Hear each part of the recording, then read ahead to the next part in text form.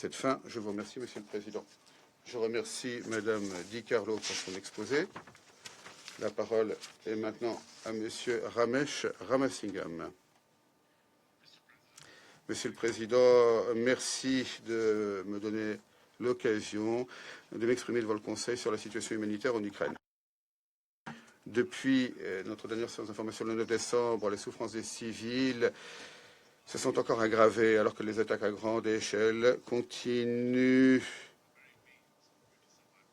à mettre en grand péril les systèmes énergétiques, les services d'urgence et les moyens même de survivre à l'hiver. Comme vient de le dire Mme Di Carlo, de nombreuses régions dans le pays ont été frappées le 8 janvier, ce qui a provoqué des victimes civiles et d'importantes perturbations des systèmes d'électricité, de chauffage et d'eau courante avec des températures de moins 10 degrés ou en-delà ou en dessous. À Kiev, les autorités ont signalé plusieurs morts de civils, plus de 20 personnes qui ont été blessées dans les attaques. Parmi les victimes, il y avait des travailleurs sanitaires et des travailleurs d'urgence qui aidaient les personnes touchées. Un travailleur sanitaire a été tué, 5 sauveteurs et 4 autres travailleurs sanitaires ont été blessés après des frappes répétées. Depuis le début de la guerre, l'OMS a signalé 11 attaques contre des installations sanitaires en Ukraine, ce qui a fait 2 morts et 14 blessés.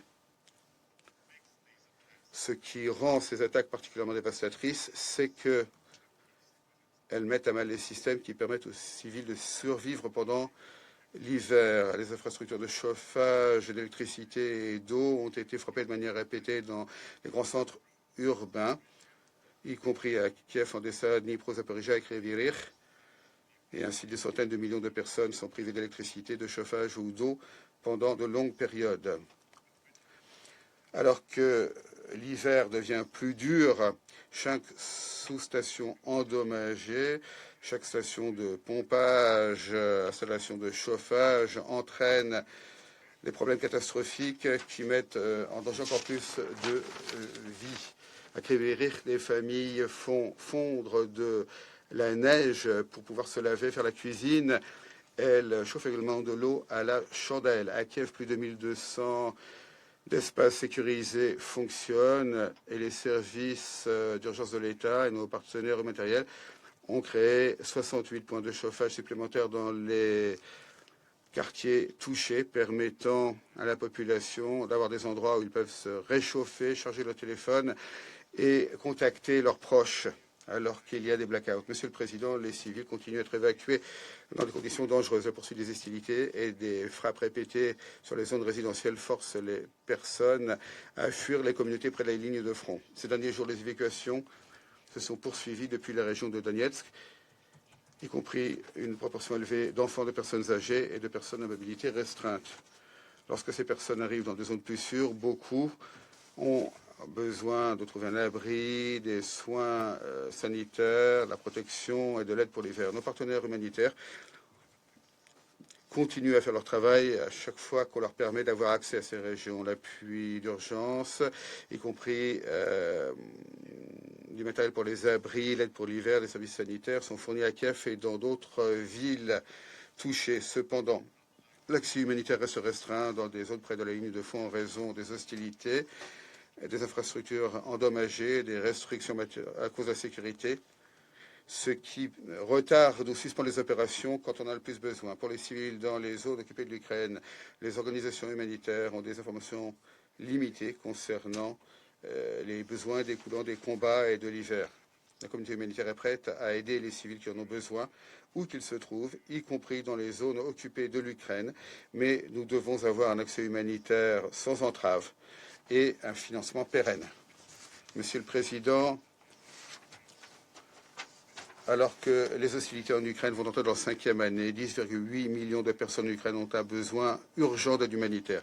Demain, mardi 13 janvier, l'ONU et nos partenaires humanitaires, en consultation avec le gouvernement ukrainien, lanceront le plan de riposte aux besoins humanitaires 2026, qui sollicite 2,31 milliards de dollars pour fournir une aide vitale à 4,12 millions de personnes qui en ont très grandement besoin. Dans le cadre de la relance humanitaire, la riposte en Ukraine met fortement l'accent sur les personnes les plus vulnérables, notamment le long de la ligne de front, y compris les civils, victimes de déplacements et de frappes répétées contre des infrastructures essentielles. Monsieur le Président, nous devons répéter que le droit international humanitaire est tout à fait clair. Les civils et les sites civils où qu'ils se trouvent doivent être protégés et il faut tout faire pour les épargner. Les attaques aveugles, y compris des attaques qui blessent ou tuent des civils de manière disproportionnée, qui endommagent des sites civils, sont strictement interdites. Les frappes contre les zones résidentielles, le système énergétique, sont l'objet d'une vive préoccupation s'agissant du respect de ces règles fondamentales de la guerre. J'exhorte les membres du Conseil à agir de manière déterminée. Utilisez votre voix, votre influence pour garantir ces trois choses. Premièrement, que les civils, où qu'ils soient protégés. Deuxièmement, qu'un accès humanitaire sûr, pérenne et sans entrave pour les civils qui en ont besoin soit facilité. Lorsque l'aide est retardée ou suspendue, les conséquences se font sentir immédiatement, elles sont graves. Troisièmement, que l'action humanitaire soit financée conformément à l'ampleur des besoins, grâce au plan de riposte aux besoins humanitaires prioritaires, afin que l'assistance vitale puisse se poursuivre. Monsieur le Président, les civils qui souffrent de ces attaques ont besoin de davantage que de déclarations de préoccupation de la part du Conseil. Ils ont besoin de mesures concrètes pour réduire les torts portés aux civils et pour faire en sorte que l'appui humanitaire puisse continuer à atteindre les personnes qui en ont le plus besoin. Je vous remercie. Je remercie M. Rajasingam pour son exposé.